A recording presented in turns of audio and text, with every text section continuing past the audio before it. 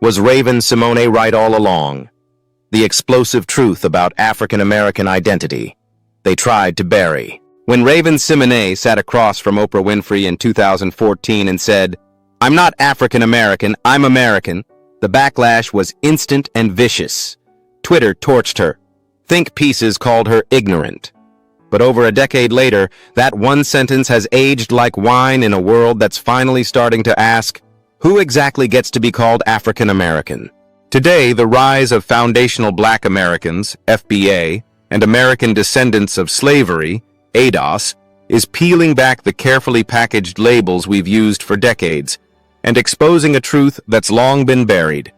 The term African American might have outlived its usefulness, especially in a country where even first-generation African immigrants now casually claim the title without any connection to slavery, Jim Crow, or the generational trauma that built this nation.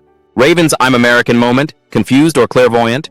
Let's revisit that 2014 interview. Raven didn't say she wasn't Black. She said she wasn't African American. Her comments were dismissed as tone-deaf, but maybe, just maybe, she was calling out a broken identity structure that no longer fits the people it was meant to define. Because now, in 2025, we're finally ready to ask, was she right? African American, a term that tried and failed to unite. The term African American was pushed into mainstream consciousness by Reverend Jesse Jackson in 1988. His goal was noble, to give Black Americans a term that connected us to our roots, our culture, and our pride. But the unintended consequence was that African American became a vague, catch-all phrase for anyone Black, whether they got off the boat in 1619 or a Delta flight in 2002. And that's where the problem starts.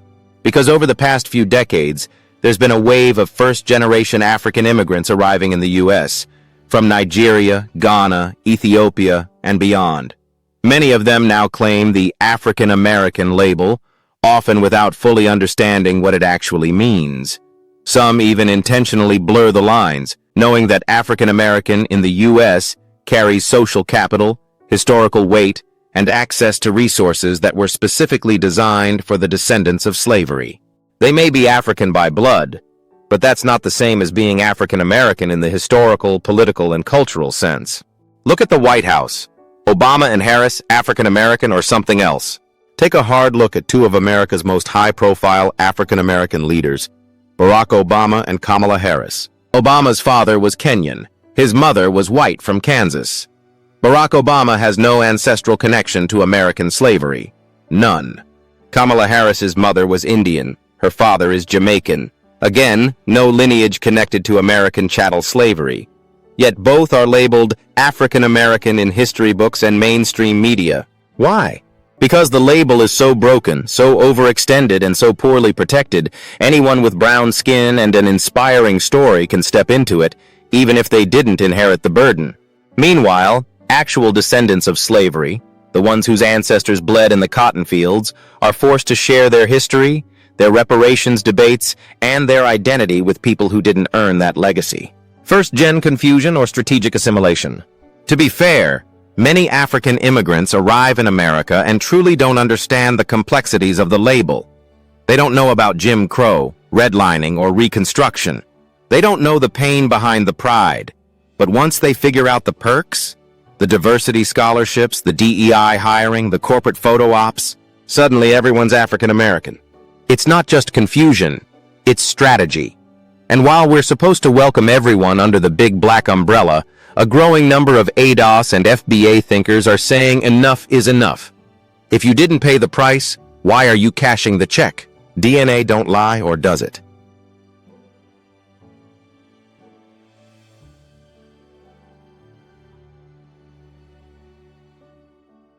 The rise of DNA kits like Ancestry.com and the PBS show, Finding Your Roots, has added fuel to the fire. Many African Americans discover their ancestry is roughly 70% West African, 20% European, and 10% Native American, or so we're told.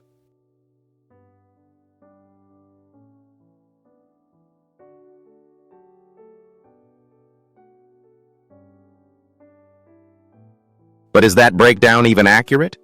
The These services admit their databases are limited and biased, and most can't even tell you the tribe, let alone the name of your great-great-grandfather. Yet people cling to the percentages like gospel. And while it's nice to know you might be Igbo or Mende, it doesn't change the fact that your actual roots were planted in the American South, soaked in sweat, trauma, and survival. My grandma was Cherokee, the black indigenous myth.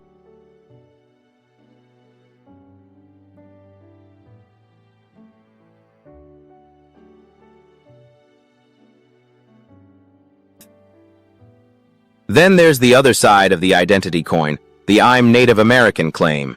We've all heard it. My grandmother was full-blooded Cherokee. She had long, silky braids and lived in a teepee in the backyard. But where's the proof? Where are the tribal cards? The Dawes rolls? The federal recognition? Despite how common this claim is among black families, most don't have documentation, formal recognition, or any legitimate connection to a sovereign tribal nation. So where did the story come from? Some say it was a way for formerly enslaved black people to reclaim Americanness. Others say it was a coping mechanism for explaining non-African features, light skin, long hair, gray eyes. And let's be real, some of those features came from slave masters, not teepees. That doesn't mean the indigenous connection is a total myth. Some black Americans do have native ancestry, but without proof, it becomes another layer of confusion in an already fragile identity. What happened to Pan-Africanism?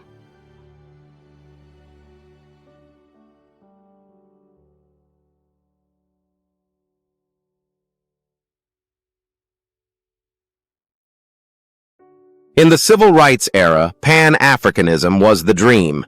One united black family across the globe. Marcus Garvey called us to return to Africa. Malcolm X spoke of international black solidarity. Swahili names replaced colonial ones.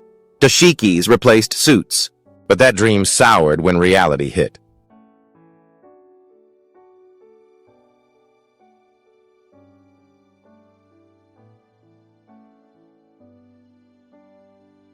Many African immigrants brought with them colonial mindsets, seeing black Americans as lazy, criminal, or broken. Meanwhile, black Americans realized that loving Africa didn't mean Africa loved us back. Today, many ADOS and FBA members are ditching Pan-Africanism in favor of something else: lineage loyalty. Because unity without reciprocity is just exploitation. The 14th Amendment, birthright for who? Let's not forget the 14th Amendment, passed in 1868 to grant citizenship to formerly enslaved black people. But in recent years, it's been twisted to justify birthright citizenship for immigrants, a move criticized by Donald Trump and others. If the amendment was designed to protect the descendants of American slavery, then why is it now being used to give citizenship to everyone but us? Once again, our hard-won rights are being used to uplift others, while our communities remain underfunded, under-resourced, and under siege. So, was Raven-Symoné right? When Raven said she wasn't African American, maybe she wasn't being confused. Maybe she was being real. Maybe she was rejecting a label that's become too stretched, too diluted, and too meaningless.